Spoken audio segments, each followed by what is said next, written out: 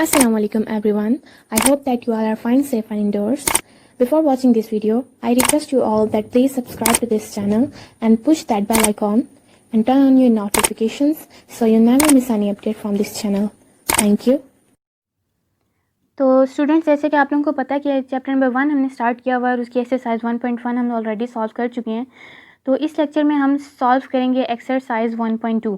इस एक्सरसाइज में 6 क्वेश्चंस हैं टोटल, और कुछ जो स्टार्टिंग के क्वेश्चंस हैं, स्टार्टिंग के 3 क्वेश्चंस जो हैं वो हम बुक पे ही सॉल्व करेंगे, और बाकी 4, 5 एंड 6 जो हैं वो हम लोग उसके नोट्स होंगे, वो आप लोगों को मैं पिक्चर जो हैं वो इस वीडियो के लास्ट में अटैच कर दूँगी। इसके साथ आप लोग उससे स्क्रीनशॉट लेके नोट्स बनाना चाहते हैं या अपनी नोटबुक्स पे नोट करना चाहते हैं जिस तरह से भी, तो आप लोग वहाँ से ले सकते हैं। वीडियो में ये होता है कि फिर क्वेश्चन वाइज जो है आपको शॉर्ट फॉर्म पेज की नज़र आ रही होती है, शायद आपको फुल, अगर मैं पिक्चर उसकी अटैच कर देती हूँ फुल पेज की, तो आपको शायद वो इजीली समझ आ जाए। दैट्स वाई मैं वीडियो के लास्ट में पिक्चर अटैच करूँगी। तो हम लोगों ने जिस लेक्चर में टाइप्स ऑफ मैट्रिक्स डिस्कस की थी, मैट्रिक्स और उसकी टाइप्स थी, उसमें बहुत सारे मैट्रिक्स हम मैट्रिसेस डिस्कस किए थे सॉरी, वही मैट्रिसेस जो हैं हम लोग इस एक्सरसाइज में उन्हीं को यूज़ करते हुए इस एक्सरसाइज को सॉल्व करेंगे। तो क्वेश्चन नंबर 1 हमें गिवन है, from the following matrices identify unit matrices, row matrices, column matrices and null matrices. तो हम लोगों ने इसकी टाइप्स पढ़ चुके हैं हम लोग। यूनिट मैट्रिक्स जो है वो होता है, जो हमारे पास आइडेंटिटी मैट्रिक्स था उसी को ही यूनिट मैट्रिक्स कहते हैं।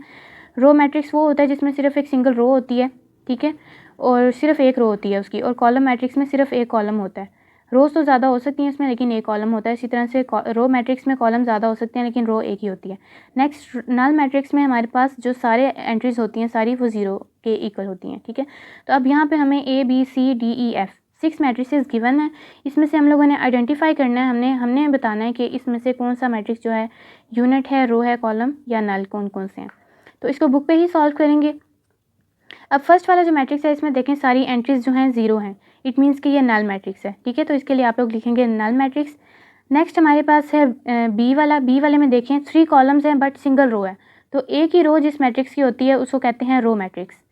नेक्स्ट सी वाले में देखें, यहाँ पे हमें एक कॉलम गिवन है बट रोज़ जो हैं 3 हैं, तो जिस मैट्रिक्स में सिर्फ एक कॉलम होता है उसको कॉलम मैट्रिक्स कहते हैं। नेक्स्ट डी में देखें, ये होगा हमारे पास यूनिट मैट्रिक्स यानी कि आइडेंटिटी मैट्रिक्स। उसमें क्या होता था कि साइड वाली वैल्यूज़ जो हैं वो जो हैं ज़ीरो होती हैं, और जो डायगनल वैल्यूज़ जो होती हैं वो 1 के इक्वल होती हैं, ठीक है। सारी की सारी डायगनल वैल्यूज़ चाहे वो 2 हों या 3 हों। तो इसलिए ये हमारे पास हमें देखते पता चल रहा है कि डायगनल वैल्यूज़ हैं बाकी ज़ीरोज़ हैं, इट मीन्स कि, और वो डायगनल वैल्यूज़ क्या हैं, 1 के इक्वल हैं। इट मीन्स कि ये एक आइडेंटिटी मैट्रिक्स है या यूनिट मैट्रिक्स है, दोनों इसको कह सकते हैं। यूनिट का मतलब होता है 1, यूनिटी यानी एक होना, तो इस तरह से आइडेंटिटी का मतलब भी 1 होता है और यूनिट का मतलब भी, ठीक है। नेक्स्ट है मैट्रिक्स, हमारे पास मैट्रिक्स ई है। मैट्रिक्स ई में सिर्फ एक रो है और एक ही कॉलम है, लेकिन इसमें जो एलिमेंट गिवन है हमें वो 0 के इक्वल है, इट मीन्स कि ये नल मैट्रिक्स होगा। नेक्स्ट हमारे पास है मैट्रिक्स एफ नेम से मैट्रिक्स C1 है। इसमें देखें 3 रोज़ हैं और एक कॉलम है, तो जो एक कॉलम होता है उसको कहते हैं column matrix. Next question number 2 में क्वेश्चन हमारे पास गिवन है, from the following matrices identify, यानी इसमें भी कुछ मैट्रिक्स के नेम्स हमें गिवन है। स्क्वायर मैट्रिक्स है, रेक्टेंगुलर मैट्रिक्स है, row matrix, column matrix, identity matrix यानी यूनिट मैट्रिक्स ही होता है वो, और नल मैट्रिक्स। तो इसमें से हम लोगों ने ये बताना है कि ये जो नीचे मैट्रिसेस गिवन है हमें, इसमें से हम लोगों ने ये आइडेंटिफाई करना है कि इनमें से रेक्टेंगुलर मैट्रिक्स कौन सा है, रो, कॉलम, मतलब ये जो गिवन नेम्स हैं इसमें से देख के हमने आइडेंटिफाई करना है कि इनमें से वो कौन से हैं। तो सबसे पहले हमें गिवन है स्क्वायर मैट्रिक्स, ठीक है। तो अब ये जो हमें नीचे मैट्रिसेस गिवन है इसमें से हम लोगों ने आइडेंटिफाई करना है कि स्क्वायर मैट्रिसेस कौन से हैं। तो पहले आप लोगों ने अगर लेक्चर ध्यान से लिया हुआ तो आपको याद होना चाहिए कि स्क्वायर मैट्रिक्स क्या होता है। स्क्वायर मैट्रिक्स वो होता है जिसमें नंबर ऑफ़ रोज़ और नंबर ऑफ़ कॉलम्स जो हैं ये इक्वल होते हैं, यानी अगर 2 रोज़ हैं तो 2 ही कॉलम्स हों, 3 रोज़ हैं तो 3 ही कॉलम्स हों। तो इस तरह के मैट्रिक्स हमारे पास कौन कौन से हैं देख लेते हैं। यहाँ पे देखें 2 रोज़ हैं, 3 कॉलम्स हैं। इसमें भी देखें सेम ऑर्डर नहीं है, बट ये जो थर्ड वाला है इसमें देखें 2 रोज़ हैं और 2 ही कॉलम्स हैं। तो इस तरह से हमारे पास ये जो है ये वाला मैट्रिक्स क्या होगा, स्क्वायर मैट्रिक्स है। इसलिए मैंने यहाँ पे ये A लिख दिया हुआ है, यानी ये स्क्वायर मैट्रिक्स है, इसलिए मैंने यहाँ पे A लिखा हुआ है, ठीक है। आप लोग इसी तरह से बुक पे सॉल्व कर सकते हैं। नेक्स्ट अगर 4 वाला भी मैट्रिक्स अगर आप लोग देखें तो इसका भी ऑर्डर बिल्कुल सेम है, ठीक है।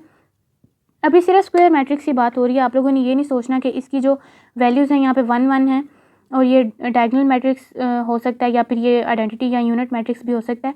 यहाँ पे सिर्फ स्क्वायर मैट्रिक्स की बात हो रही है, तो आपने इस चीज़ पे फोकस करना है कि नंबर ऑफ़ रोज़ इक्वल हो नंबर ऑफ़ कॉलम्स के, जो कि ये वाला मैट्रिक्स इस बात को फुलफिल कर रहा है, इस कंडीशन को। इट मीन्स कि ये एक स्क्वायर मैट्रिक्स है, ठीक है। तो यहाँ पर भी ए लिखा है। नेक्स्ट हमारे पास ये भी ऑर्डर नहीं था, इसका भी ऑर्डर नहीं था और इसका भी ऑर्डर सेम नहीं था रोज़ और कॉलम्स का। और नेक्स्ट जो हमारे पास आ जाता है 8 वाला मैट्रिक्स जो है, इसमें भी देखें 3 रोज़ हैं और 3 कॉलम्स हैं। इट मीन्स कि ये एक स्क्वायर मैट्रिक्स है, ठीक है। अब इसके अलावा जो नेक्स्ट मैट्रिक्स था वो नहीं था, तो अब बी वाला जो है वो क्या है, रेक्टेंगुलर मैट्रिक्स। रेक्टेंगुलर मैट्रिक्स में क्या होता है, नंबर ऑफ़ रोज़ और नंबर ऑफ़ कॉलम्स जो हैं वो इक्वल नहीं होते या नंबर ऑफ़ रोज़ जो हैं वो ज़्यादा होती हैं या नंबर ऑफ़ कॉलम्स जो हैं वो ज़्यादा होते हैं। तो इस तरह के जितने भी मैट्रिक्स हैं उनको हमने आइडेंटिफाई करना है। ये मैंने पहले से लिखे हुए यहाँ पे है, फर्स्ट वाला है क्योंकि इसमें 2 रोज़ हैं और 3 कॉलम्स हैं, ठीक है। तो कॉलम ज़्यादा है इसमें, इट मीन्स कि ये रेक्टेंगुलर मैट्रिक्स है। इसमें भी देखें 3 रोज़ हैं बट एक ही कॉलम है और इसको हम लोग लिखेंगे रेक्टेंगुलर मैट्रिक्स, ठीक है। और इसके अलावा 5 वाला जो है इसमें भी देखें 3 रोज़ हैं और 2 कॉलम्स हैं, सेम नहीं है ऑर्डर इनका, और दैट्स वाई इसके लिए भी लिखेंगे यहाँ पे बी लिखेंगे, ठीक है। अब सी पे हमें कौन सा मैट्रिक्स गिवन है, रो मैट्रिक्स। रो मैट्रिक्स कौन सा होता है, रो मैट्रिक्स वो होता है जिसमें सिर्फ सिंगल रो गिवन होती है, कॉलम ज़्यादा भी हो सकते हैं। तो अब इस तरह का मैट्रिक्स आप लोग इजीली आइडेंटिफाई कर सकते हैं क्योंकि जो उसमें सिर्फ सिंगल रो होती है और कॉलम ज़्यादा होते हैं, ठीक है, यानी हॉरिजॉन्टल शेप में वो होता है। तो आप लोगों को देखते ही पता चल जाता है कि ये एक रो मैट्रिक्स है। तो सिर्फ यही वाला हमारे पास एक रो मैट्रिक्स है, बाकी नहीं है। नेक्स्ट कॉलम मैट्रिक्स में क्या होता है, एक ही कॉलम होता है, रो ज़्यादा होती हैं, तो वो एक हॉरिजॉन्टल शेप का एक मैट्रिक्स होता है इस शेप में। तो वो भी देखते ही आप लोगों को पता चल जाता है कि ये एक हमारे पास कॉलम मैट्रिक्स है। तो यहाँ पे एक ये कॉलम मैट्रिक्स है, इस पर मैंने डी लिख दिया, और एक ये कॉलम मैट्रिक्स है, इस पर भी मैंने डी मेंशन किया। नेक्स्ट है आइडेंटिटी मैट्रिक्स। आइडेंटिटी मैट्रिक्स कौन से होते हैं, जिसमें जो डायगनल एंट्रीज़ हैं वो 1 के इक्वल होती हैं, लेकिन जो साइड वाली एंट्रीज़ होती हैं नॉन डायगनल जो हैं वो 0 के इक्वल होती हैं। और इसमें से आप लोगों को देखते ही पता चल जाता है जो कि ये है, ठीक है, क्योंकि इसमें जो डायगनल एंट्रीज़ हैं वो 1 है, बाकी 0 है। और नेक्स्ट हमारे पास लास्ट बचता है नल मैट्रिक्स। अब हमने नल मैट्रिक्स से आइडेंटिफाई करना है। नल मैट्रिक्स में सारी जो वैल्यूज़ होती हैं वो 0 के इक्वल होती हैं। अब इसमें किसी भी मैट्रिक्स में 0 के इक्वल नहीं थी। जो लास्ट वाला मैट्रिक्स है इसमें आप लोग देख सकते हैं, मैट्रिक्स में लास्ट वाले मैट्रिक्स में कि ये वाला जो है ये इसमें सारी एंट्रीज 0 के इक्वल हैं, तो इसके लिए मैंने यहाँ पे F लिखा है। अब नेक्स्ट हम देखेंगे क्वेश्चन नंबर 3। क्वेश्चन नंबर 3 में हमें क्वेश्चन गिवन है from the following matrices identify diagonal scalar and unity, यानी कि आइडेंटिटी मैट्रिसेस। अब यहाँ पे हमें ABCDE 5 मैट्रिसेस गिवन है, इसमें से हम लोगों ने आइडेंटिफाई करने हैं कि डायगनल मैट्रिक्स कौन सा है, स्केलर कौन सा है और यूनिटी कौन सा है। जब मैंने आप लोगों को डेफिनेशंस बताई थी इनकी टाइप्स ऑफ मैट्रिसेस की, उसमें हम लोगों ने डायगनल स्केलर और यूनिटी जब पढ़ा था तो मैंने इसमें आप लोगों को 2 कंडीशंस लास्ट पे बताई थी जो पेज नंबर 8 पे थी। उसमें 2 कंडीशंस थी। एक कंडीशन मैंने कहा था कि जो स्केलर मैट्रिक्स होता है और आइडेंटिटी मैट्रिक्स होता है उनको हम डायगनल तो कह सकते हैं, लेकिन हर डायगनल मैट्रिक्स जो है वो स्केलर और आइडेंटिटी नहीं होता, ठीक है। तीनों का डिफरेंस भी मैंने आपको समझाया था। तो इसी तरह से अब ये मैट्रिसेस जो हैं इनको पहले हमने डायगनल के लिए देखना है कि ये डायगनल इसमें से कौन कौन सा। डायगनल वो होते हैं जिनमें ये वाली इस डायरेक्शन में जो एंट्रीज़ हैं वो नॉन ज़ीरो हों, कोई एक ज़ीरो हो सकती है लेकिन नॉन ज़ीरो हों, लेकिन जो साइड वाली हैं वो ज़ीरोज़ हों। अब यहाँ पे ये वाला फर्स्ट वाला देखें, ए वाला, ये भी डायगनल है, बी वाला भी डायगनल है, सी भी, डी भी हमारे पास डायगनल है और ई भी। क्यों? क्योंकि इनकी साइड वाली एंट्रीज़ जो हैं सबकी ज़ीरो हैं, लेकिन जो ये वाली डायगनल एंट्रीज़ हैं ये नॉन ज़ीरोज़ हैं। इसमें भी, इसमें भी, इसमें भी और इसमें भी, ठीक है। एक कोई एक ज़ीरो हो सकती है, लेकिन ये डायगनल एंट्रीज़ जो हैं इनके अलावा जो बाकी हैं वो ज़ीरो हैं, और ये इनको कोई सिंगल एलिमेंट जो इसका ज़ीरो हो सकता है, लेकिन ये डायगनल ही है। ये सारे जितने भी मैट्रिसेस हमें गिवन है ये सारे डायगनल हैं। अब स्केलर के लिए क्या होता है और यूनिटी के लिए क्या होता है। स्केलर में जो है ये नंबर्स जो हैं सेम होते हैं, लेकिन 1 के अलावा कोई भी नंबर यहाँ पे हो सकता है, ठीक है। लेकिन जो आइडेंटिटी मैट्रिक्स है या फिर यूनिट मैट्रिक्स है उसमें ये जो नंबर है ये 1 होता है। तो अब ये मैट्रिक्स ए में देखते हैं कि यहाँ पे सेम नंबर्स हैं, और यहाँ सेम नंबर्स होने के साथ साथ यहाँ पे 1 के अलावा दूसरा कोई नंबर है, तो इट मीन्स कि ये स्केलर मैट्रिक्स है। अब ये बी वाले में जो है सेम नंबर्स नहीं है और ना ही यूनिटी है, कोई भी नंबर दोनों नंबर्स में सेम नहीं है, तो ना ही ये स्केलर है या ना ही ये यूनिटी है। सी वाले में देखें दोनों 1 है, इट मीन्स कि ये यूनिटी है, यूनिटी भी कह सकते हैं, आइडेंटिटी भी। मैट्रिक्स डी में देखें 3 है और 0 है, सेम नहीं है, इट मीन्स कि ये ना ही स्केलर है ना ही ये यूनिटी है। ई वाले में इसको सॉल्व करना पड़ेगा। 5 - 3 क्या होता है 2, और 1 + 1 भी 2 होता है। इट मीन्स कि ये 2 2 सेम है और ये स्केलर मैट्रिक्स है, ठीक है। अब बाकी जो क्वेश्चंस हैं उनको मैंने सॉल्व किए हैं नोट्स पे। तो हम लोगों ने फर्स्ट 3 क्वेश्चन जो हैं वो बुक पे सॉल्व कर लिए हैं, वो बुक पे हो सकते थे, लेकिन जो ये बाकी क्वेश्चन हैं इनको हम नोट्स इनके लिए बनाएंगे। इसकी भी जो पिक्चर्स हैं वो मैं वीडियो के लास्ट में आप लोगों के साथ शेयर कर दूँगी। आप उसके स्क्रीनशॉट ले सकते हैं। फुल पेज का ज़रा राइट करना ईजी होता है, तो आप लोग उसे देख के फिर अपने नोट्स बना सकते हैं, ठीक है। तो 1.1 एक्सरसाइज जो है उसकी भी मैंने लास्ट पे पिक्चर शेयर की थी, अगर आप लोगों ने वीडियो एंड तक देखी है। तो एक्सरसाइज 1.2 का क्वेश्चन नंबर 4 है हमारे पास next. Find the negative of matrices A B C D and E when, यानी उन्होंने यहाँ पे हमें 5 मैट्रिसेस दिए हुए हैं ए बी सी डी और ई। इसको हम लोगों ने नेगेटिव में चेंज करना है, यानी इन मैट्रिसेस के नेगेटिव मैट्रिसेस बनाने हैं। टाइप्स ऑफ मैट्रिसेस में मैंने आप लोगों को बताया था कि कैसे किया जाता है। एक तो जो बाहर जिस अल्फ़ाबेट से उसको रिप्रेजेंट किया जा रहा है, जैसे यहाँ पे ए नेम से एक मैट्रिक्स है, तो उसके बाहर भी माइनस का ही साइन आएगा और अंदर जितने एलिमेंट्स हैं उनको माइनस में चेंज कर देना है, और जो माइनस में होंगे उसको प्लस में, ठीक है। यानी आप लोग अपने जहन में ये रख सकते हैं कि हमने इनको माइनस के साथ मल्टीप्लाई करना है। यानी यहाँ पे +1 था तो माइनस से जब मल्टीप्लाई किया तो -1 हो गया, साइन इसका चेंज हो गया। 0 जो है वो न्यूट्रल होता है, ना ही ये पॉजिटिव होता है ना ही नेगेटिव, तो ना ही इसके साथ प्लस का साइन आता है ना माइनस का, ठीक है। तो इसको वैसे ही लिखेंगे, और -1 था तो इसलिए ये +1 हो गया, ठीक है। क्योंकि जो माइनस में ऑलरेडी वैल्यू होती है उसको जब माइनस से मल्टीप्लाई किया जाता है तो बाहर वाला माइनस जो होता है वो ब्रैकेट के अंदर वाले साइन को चेंज कर देता है, और वैसे भी माइनस मल्टीप्लाई माइनस जो होता है वो प्लस हो जाता है फिर। और नेक्स्ट हमारे पास जो बी वाला मैट्रिक्स है उसको भी इसी तरह से करना है। -b = -3 हो जाएगा, 3 जो है, और -1 जो है 1 हो जाएगा, 2 -2 हो जाएगा, 1 जो है वो -1 में चेंज हो गया। इसी तरह से सी को भी किया है, ठीक है। -2 -6 -3 और -2। डी पे भी सेम ऐसे हुआ है, -3 ऑलरेडी था, इसको +3 में चेंज कर दिया, 2 को -2 में, -4 को 4 में, 5 को -5 में। और आप लोगों ने ये जिस अल्फ़ाबेट से उसको रिप्रेजेंट किया जा रहा होगा मैट्रिक्स का यानी जो नेम होगा, उससे पहले भी आप लोगों ने एक दफ़ा माइनस पुट करना है। यहाँ पे जैसे ई है तो -e हो जाएगा, और फिर 1 की जगह पे -1, -5 की जगह पे 5, 2 की जगह पे -2 और 3 की जगह पे -3। नेक्स्ट देखें, क्वेश्चन नंबर 5 है find the transpose of each of the following matrices. यानी हमें इस क्वेश्चन में 6 मैट्रिसेस गिवन है ए से लेके एफ तक, ABCDEF, ठीक है। इनका हम लोगों ने ट्रांसपोज लेना है। अब टाइप्स ऑफ मैट्रिसेस में मैंने आप लोगों को ये ट्रांसपोज लेना भी सिखाया था, किस तरह से लिया जाता है कि जो रोज़ हैं उनको कॉलम्स में चेंज कर देना, या फिर कॉलम्स को रो में चेंज कर देना, तो हमारे पास उस मैट्रिक्स का ट्रांसपोज आ जाता है। यानी अब यहाँ पे हमारे पास कॉलम मैट्रिक्स फॉर्म में ये वाला मैट्रिक्स जो है एक कॉलम मैट्रिक्स है, तो क्या करेंगे, जो पहला एलिमेंट है उसको लिखेंगे, नेक्स्ट जो है उसको रो की शेप में लिखना है, ठीक है। अब यहाँ पे ये 1 है और 2 और -0 है, 1 है और -2 है, ये एक कॉलम में है। बट जब ट्रांसपोज लेते हैं तो कॉलम जो है वो कॉलम रो में चेंज हो जाता है, इसलिए 0 1 -2 लिखा है। इसी तरह से यहाँ पे ये रो मैट्रिक्स था, 5 1 -6 था, और इसको फिर कॉलम बना देना है, 5 1 -6।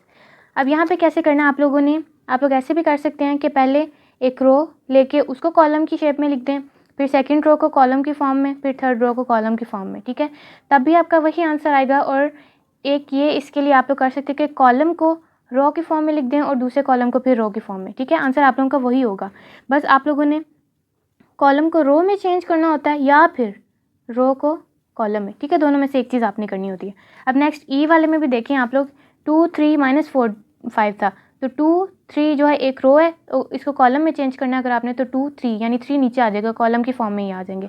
-4 5 जो है ये एक रो है और ये कॉलम की फॉर्म में आ जाएंगे। इसी तरह एफ वाला जो मैट्रिक्स है उसको भी सेम आप लोगों ने इसी तरह इनके ट्रांसपोज लेने हैं। नेक्स्ट जो है हमारे पास क्वेश्चन नंबर 6 है, इस एक्सरसाइज का लास्ट क्वेश्चन है।